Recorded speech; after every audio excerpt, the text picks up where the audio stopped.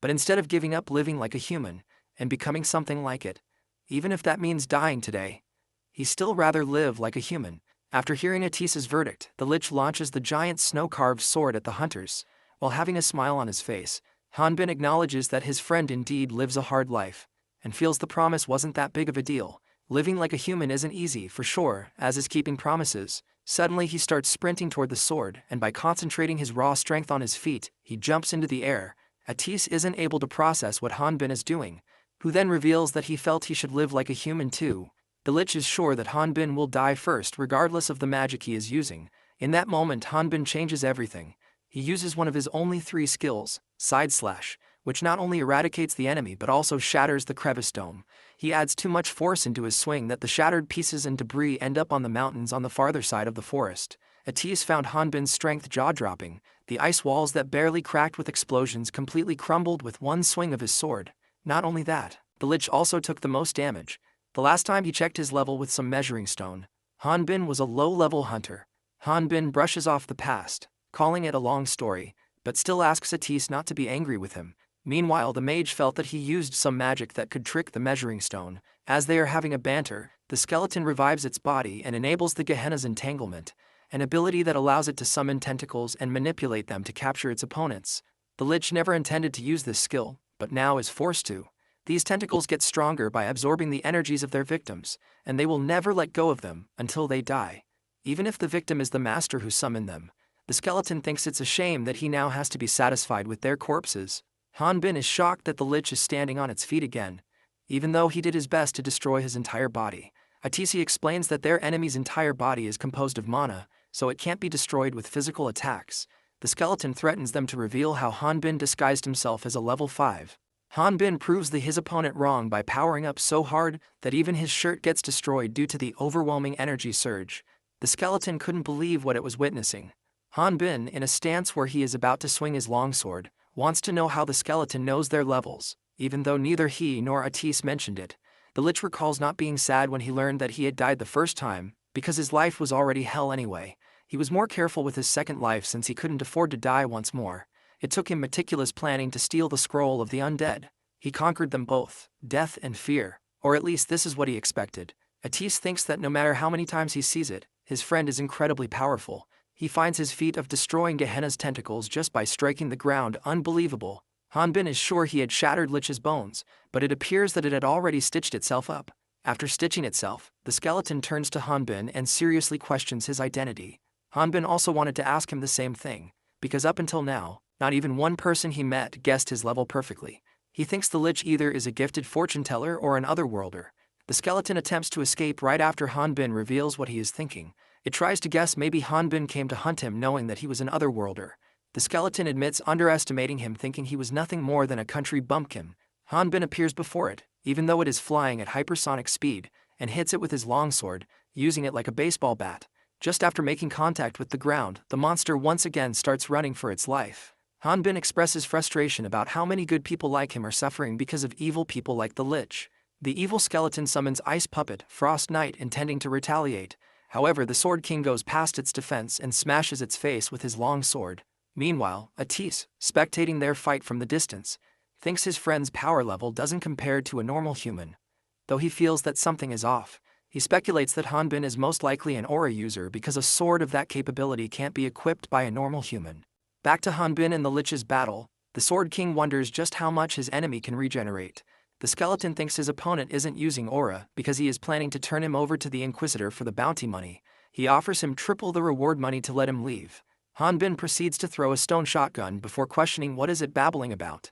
The stone shotgun puts countless holes in the Lich's body. Han-Bin finds the enemy's regenerative abilities annoying. Atis from a distance shouts that Han-Bin should use his aura, and explains that the skeleton's body is composed of mana, so if he severs its mana connection with his aura, then he can neutralize it. Han-Bin asserts that he knows he is supposed to use energy skills like mana, aura, prana, or force, and these skills can be used up as the swordsmen are leveling up. However, the thing is he can't use any of them because he is level 5. The mage explains that aura is often described as the life energy from an image in one's mind. A moment passes before Atis and the Lich fully process what the man just said. Their faces go utterly blank as the realization sinks in. The enemy doesn't wait any moment after learning that the Sword King can't use magic, and throws magic crystals at him. When Han-Bin dismisses his attacks as useless, he disagrees, saying that they are still decisive compared to his auraless and ineffective attacks, and they would work just fine on someone like Atis, taking Han-Bin by surprise. He looks back and confirms that the Lich's attacks are indeed going to hit his friend, and takes a leap back to protect him. The dragon reveals that the enemy plans to increase the distance between them. Now that Han-Bin has taken a step back, the skeleton produces some ice slabs and puts them together to create a weapon. The evil skeleton believes Han-Bin can't use aura because of his normal human body. Even if he can block liquids from magic, he doesn't have any protection from the mana itself. The Lich reveals it is going to supercompress the mana energy and will vaporize him. In the critical moment, the Sword King digs up the frozen ground with just sheer strength and creates a shield. However, the mana level is too great that even it won't shield them for very long. Atis once again wants him to leave because if he can't use aura, there's no way to kill the Lich. Han-Bin points out that the skeleton looks dirtier than they saw at first. He decides to take a closer look and in an instant pierces through everything the skeleton had set on the path to cover itself. Han-Bin grabs the skeleton from its cervical vertebrae. While smiling like a maniac, he remarks not seeing those cracks before. He is now sure that these cracks indicate that the skeleton can't regenerate if it is ground up into the dust. The Lich attacks him from underneath using a special ski. The skeleton reveals killing countless high-level people and monsters, and feels that he shouldn't be underestimated. He doesn't want to die from someone who couldn't even use aura. Before the skeleton can finish his sentence, he falls flat on the ground and notices that his legs are missing. Han-Bin comes out from the smoke and dust holding the Lich's legs and starts aggressively rubbing Lich's leg with his longsword. The opponent cries out loud, asking for mercy, but he continues to rub it against his sword. After this, Han-Bin pours his healing potion over his companion's gigantic body. Atise returns to his human form, and his body is covered by Han-Bin with some clothes. He reassures him that he is fine with the treatment he has been given. Han-Bin wonders why is he always naked when he transforms. Atise also wishes he had clothes that didn't shred into pieces. He discovers that Han-Bin has incapacitated the Lich for the time being. He drove his sword through the skeleton's ribcage, and its arms and legs crumbled into dust. Since the skeleton's actual bones are composed of mana, it wouldn't be able to use magic. Stopping the undead's movement is the best he could do.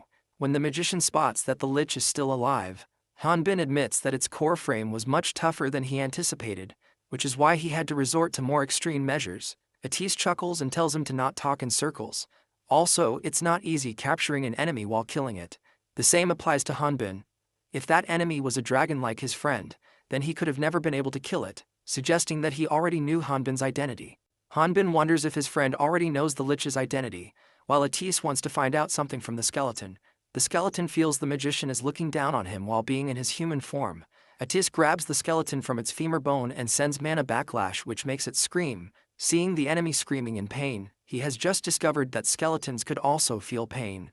Atise reveals the mana backlash of the amount he just used may feel a bit uncomfortable for normal people. But for a Lich, whose body is composed of mana, the pain would be excruciating. Atise demands Lich answer him truthfully if he doesn't want to die suffering from such pain.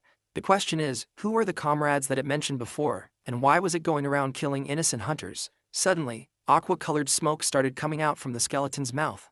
A moment later, the skeleton expelled the Great Earth symbol, a round coin-shaped badge. In its last breath, the Lich remarks a young dragon like Atise wouldn't understand how the world works. A 500-year dragon would have already figured it out by now since they have already joined them. A mysterious organization.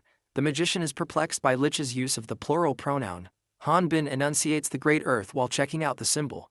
The skeleton self-destructs by releasing all the mana stored in his teeth. Elsewhere, Effer is packing her stuff, planning to leave her old home. She has packed 2 comfy blankets, a brush, a nail file and more. And is thinking, has she forgotten something? It was pretty difficult for her to decide what important items she needed. With the stuff she has loaded in her bag, she has finished packing and is ready to move. However, her bag is overfilled and she isn't able to carry it, leaving her with no choice but to leave some of her stuff behind. She gets emotional while hugging her bag, signifying that she doesn't want to leave any of her belongings behind. The strange things that happened around the place where Effer lives have forced her to leave her home and find a new shelter. These strange things include the unexpected appearance of a forest fire, which made the embers burn up her garden. When she turned off her light to sleep, a huge chunk of ice crashed down from the sky. This doesn't end here. There was such a great earthquake that it seemed the continent itself would split apart, and because of that, she couldn't sleep. Her scales became so haggard. Effer speculates that everything that happened must be the goddess's punishment, because she helped the meathead otherworlder. While she's recalling her encounters with Han-Bin, she takes notice of someone standing at the entrance of the cave. But when she takes a look at the cave's entrance, she doesn't find anyone. She decides to hurry and leave because her gut is telling her that something bad is about to happen. Abruptly, a man appears before the Effer and is astonished to see a talking wyvern. She is startled, wondering when the man appeared there. She thinks he caught her speaking to herself. The man reveals he was looking for someone and heard her voice on the way, which is why he dropped by. She informs him that no one lives around that place. The man admits to having a hard time looking for them because of that reason. She then declares herself useless, because she hasn't seen another human in over a year, and she can't be of any help. The man insists she must have seen that friend, who was a skeleton. Atis never expected the skeleton to have magic stones as its teeth. From the get-go, he feared that the lich would be self-destructing, and knew that he wouldn't be able to stop it even with his mana if that did happen. He tells Han-Bin to run while fading away due to insufficient mana. Elsewhere, a woman named Leslie hears the explosion and turns to a man named Richard, a member of the Great Earth, wondering if a bomb was dropped in a nearby area.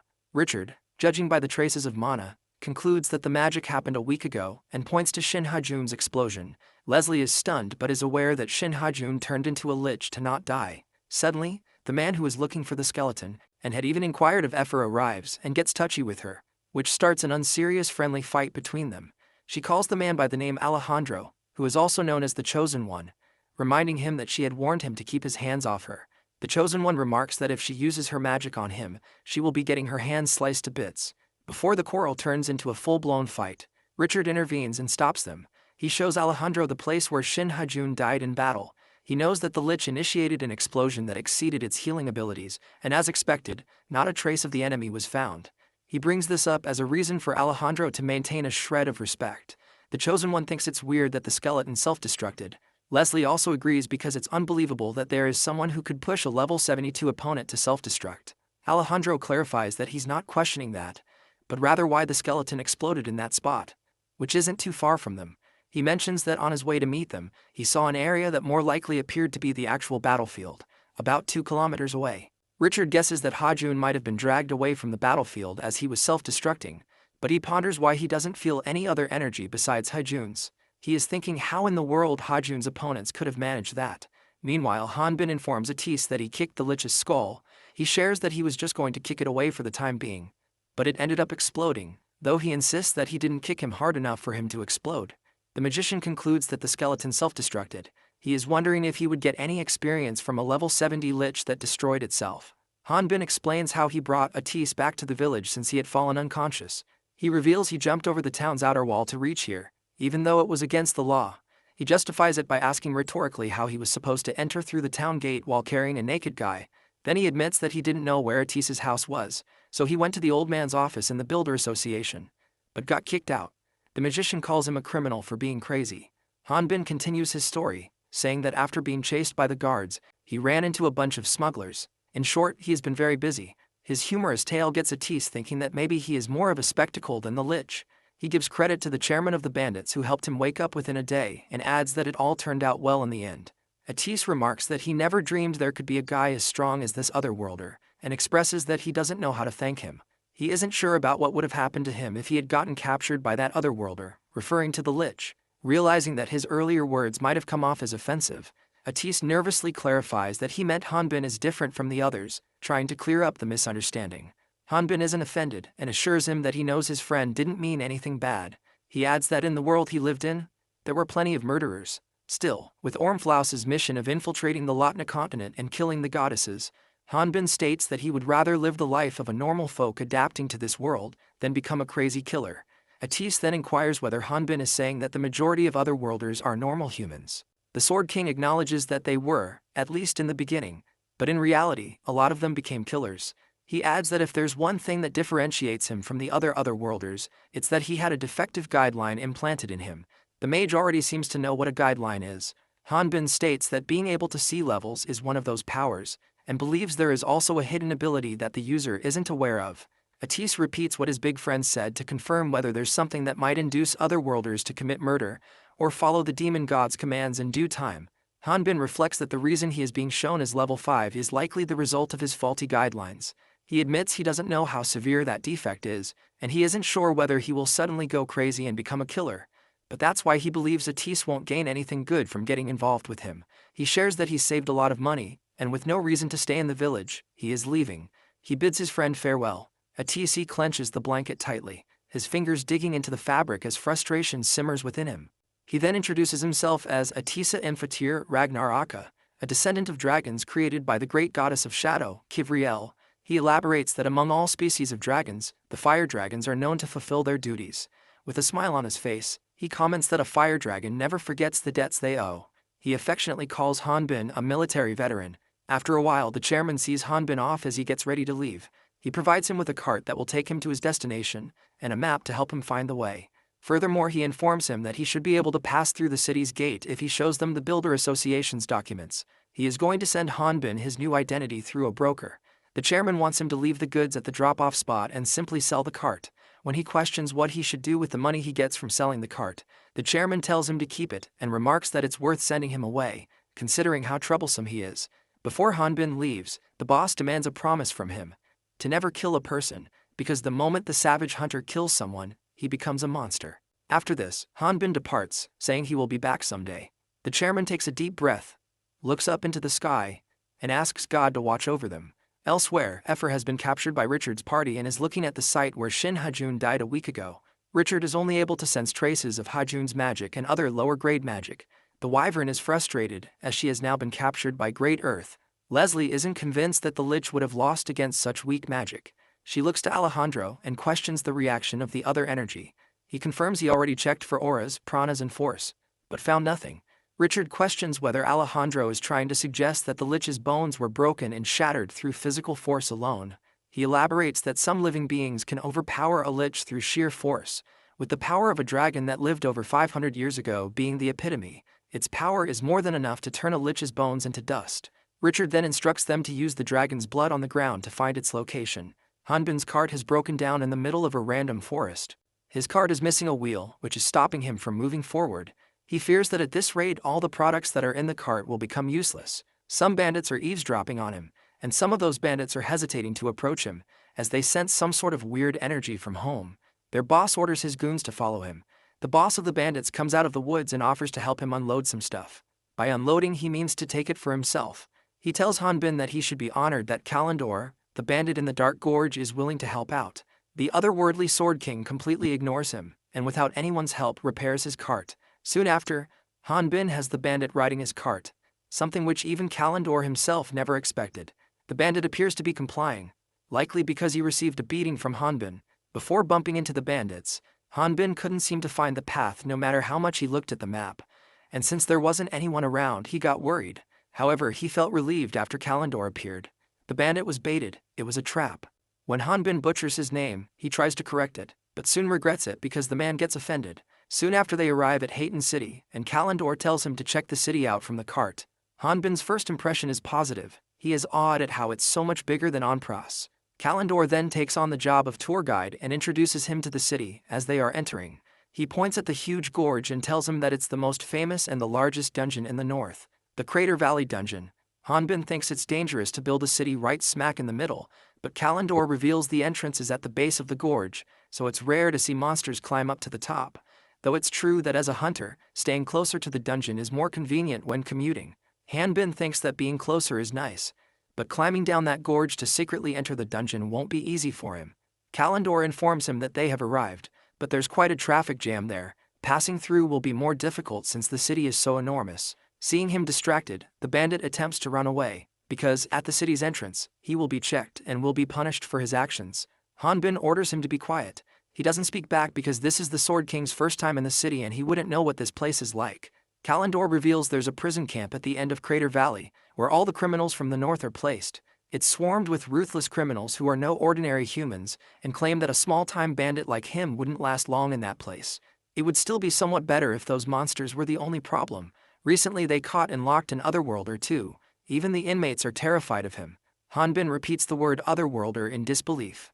Kalendor says that the demon will tear him apart. Just as he is begging Han-Bin to let him go, an officer approaches them. Han-Bin gives him a pouch of money and tells the officer that the man, Kalendor, was ditching his work, so he was just scolding him. He shows the officer his card. The bandit wants to know why he received this money. When Han-Bin started his new life, It was difficult with just the clothes on his back, so he gave him this money because he knew its value. He further gives them man advice to look for a different career. Kalendor says that he will make sure to put the gold coins to good use. When he realizes that he has given the bandit the wrong coins, he tries to call him, but it's already too late. The bandit has already left. In the bustling streets of Heitan City, Han-Bin realizes he is screwed big time. He won't be able to last long with the money he has. Even though he doesn't want to, he thinks he might have to go to the Builders Association and do construction work again. However, it still pays better than the hunters who are holding the signs to get hired. He thinks that there was no point in leaving in the first place. He attempts to look for the sign for the Builders Association, and spots his endearing friend holding a sign that says, "A military veteran is needed." Han-Bin quickly grabs him and makes a run for it. After he is calmed down, they have tea at some random place, most likely a cafe. Atisi says that there aren't many nice locations in this city, and feels like all their worries seem unimportant when sitting and drinking tea like this. When he asks Han-Bin the reason for his late arrival, the Sword King snaps at him, saying that's something he should be asking, and proceeds to ask him what is he doing here, and how he arrived 2 days before him. Han-Bin reveals the reason he was late was because he was lost. Attis reminds him about what the Builders Association chairman said before he left. He recalls being told to keep his identity as a dragon a secret. He also remembers that the chairman told him that he will be sending him a new identity, through a broker. Moreover, he was told to meet the broker there. But this slipped away from his mind. After calming down, he tells Attis he is grateful and wants to recruit him to his party. But getting involved with him won't lead to anything good. Attis says that he wasted money buying this house they are chilling in. Han-Bin asks him who will be the leader. He argues how can he become the leader when they have him. Han-Bin says how can he become a leader, he's just a level 5. He says that if in any case he becomes famous because of that, then there's no way he would get the chance to meet the goddess. Attis believes he's right. The first ones to knock on their doors would be heresy inquisitors. Han-Bin's goal was to hide his identity and keep pushing to level up, but most monsters don't even cut it. The mage knows how frustrating that would be. He asks Attis if he has any water at his home. The mage tells him that it's in the back of the fridge, and he can drink that. He is so surprised to see fridges in this world that his eyeballs practically pop out of his head. The magician wonders if all other worlders view this world with disdain. He gave up on hope after being stuck at the Rock Mountains. Now, he is excited to have all the water and drinks inside it as he wants. When he tries to open the fridge's door, the guidelines tell him that his level is insufficient. To look into a fridge, the user must be level 10. He starts freaking out, screaming, "Why is there a level requirement for just opening a fridge?" Attis, while trying to save his fridge from getting demolished by the madman, remarks a fridge is a magical tool, so it's obvious one has to meet the requirements. Han-Bin doesn't understand why it is obvious, because there was nothing like levels in his world. When he curses at magical tools and artifacts, the dragon reveals that they are both tools that are the foundations for dungeons created by Ormflaus the demon god. Attis, lost in thought for a second, says he just thought of a way where Han-Bin wouldn't have any problems becoming known despite his low level. The big man is confused, but Attis explains that what he's suggesting is much simpler than that. He reveals he wants to get rid of the name Han-Bin first. At the Heitan Hunters Guild, Attis and Han-Bin are getting themselves registered. The receptionist handling Attis's registration announces that the magic stone has confirmed he is level 37, and as a result, his hunter's registration has been completed. The other receptionist, stuck handling Han-Bin, isn't too thrilled about dealing with someone she doesn't find attractive. The receptionist calls him by the new name, Felad Bene, and asks him if he could wear something on top. Seeing his emotional-less face, she gets intimidated and apologizes. She quickly brings out the measuring stone and checks his level. The local hunters are gossiping about him, as they haven't seen someone like him. Meanwhile, Atisa suggests the Heitan Hunters Guild receptionist shouldn't use magic stones to measure Han-Bin's level. The receptionist who registered Attis claims it's necessary. Falad Bene crushes the measuring stone with his hands while saying he would never let evil magic coming from an evil stone touch his pure body. Everyone is baffled seeing him crushing a measuring stone with just one hand, but they are more stunned because he just called the measuring stone evil. The local hunters assume he is someone they have heard about in the rumors, someone who calls measuring stones evil and has incredible strength. Amid the assumptions, Attis is wearing a grin on his face.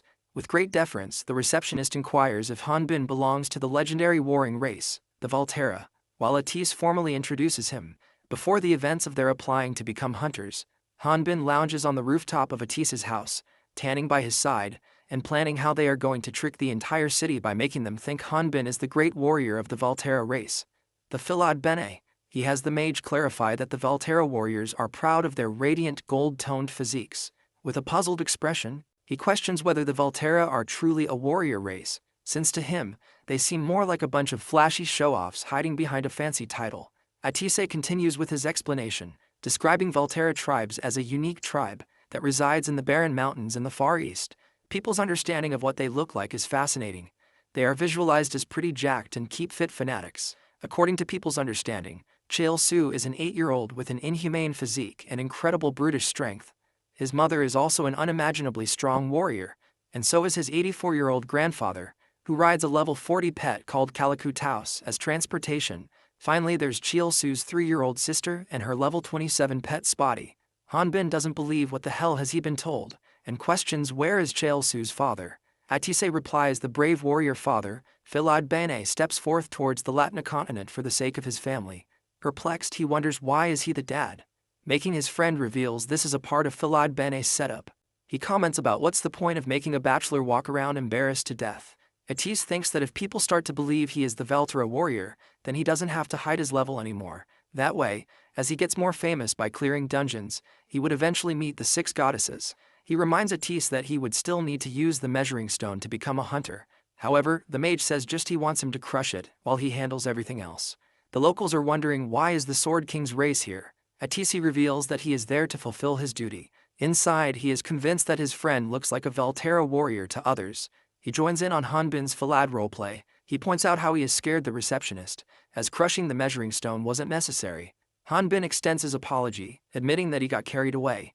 The mage apologizes on his friend's behalf, saying he is new here. After this, Atise tries to explain to the receptionist that the measuring stones utilize magic stones, so Valterra warriors are strictly forbidden to have anything to do with items such as artifacts. Han-Bin calls them the evil stones from behind. Atise says that they will certainly compensate for the broken measuring stone. The receptionist informs him they will be unable to act as a party without registering as a hunter. He isn't worried because his friend will be registered as his bodyguard. Inside, he thinks if he had a good excuse like that, then what's the point of him pretending to be a Valterra warrior? But realizes that since he is Valterra, he was able to avoid getting his level measured. Han-Bin is also fine being Atise's bodyguard because registering as a bodyguard isn't easy and annoying to do. The receptionist asks for the proof documents proving the Valterian as his bodyguard. The magician makes an excuse of forgetting those documents at home, and finesses his way by charming the girl. Charmed by the man in disguise's visuals, the receptionist gets energized and registers him right away. The other receptionist even asks him out, suggesting they grab a drink together at a nearby bar sometime. When Atise says alcohol is a bit too much for him, the former receptionist suggests he should have some coffee with her. Han-Bin, spectating from a distance, is annoyed at how he is the only one that has to be popular. However, he tells himself that it is all thanks to Atise. He can go around without worrying, so he shouldn't be jealous. Moreover, he thinks he should have known his body wouldn't attract any girls. Suddenly a bunch of dudes surround him, inviting him to join their parties temporarily. Some hunters are feeling his muscles, and others are inviting him to their parties, offering up to 70% of their total profit. Overwhelmed, he shouts stop. Somewhere close to Hayton City, Richard's party is staying at a pit-like place that is giving eerie vibes. The acting party leader and Alejandro are talking about dungeon drifters. Richard tells Alejandro that he has caught a good number of Latinians. The Chosen One isn't happy with how his fellow Great Earth member phrased it. He replies he only brought in wandering drifters. Alejandro thinks that from the perspective of a territory ruler, hunters who gather around the crater dungeon are more profitable than normal citizens. Plus, they only accepted selected Latinians as citizens, because no one follows orders as easily as poor scavengers do. Leslie concludes that Alejandro hasn't done anything based on his reasonings. She reminds him that the place they are at was given to them as proof of their alliance with the greater dungeons. He explains that it's because of his efforts that they were able to gather this many people. Richard mentions every dragon over the age of 500 years has joined them, and if there's a traitor among them, then they would need to think carefully about what their goal is. Alejandro feels relieved that Atise ran here in the Hayton City. He won't be able to live anywhere else in his human form, except in dungeon cities. Leslie feels that it's a shame the dragon's blood has dried up, and they can't use location spells anymore. With a smug grin, she thinks Alejandro will have to start putting in the work to find Atise. Irritated by her remarks, he makes it clear that they are not finding the dragon isn't his fault. To Richard, it appears that the Chosen called them just to act like a king in front of them, and Alejandro doesn't deny it. He moves the curtain and shows them a performance stage, where he summons an ex-hunter who got caught for killing hunters in the dungeon. This crazy ex-hunter killed about 25 hunters, and he took them away before his execution. Alejandro is going to grant him liberty if he kills his opponent. Leslie isn't impressed by her comrade's feat of capturing a worn-out level 37. The Chosen One tells her to take another look. This time, she notices a patch on his neck, which indicates he has artificial guidelines implanted. Leslie is shocked to the bone. She thought no one survived after having those artificial guidelines implanted in them. He reveals they have changed the method from the dungeon extraction technique to the human extraction technique. Richard initially assumes Alejandro minimized the side effects of the implant, though he knows that even by doing that, it still won't meet the expectations of that person. The Chosen One compliments him for understanding everything right away.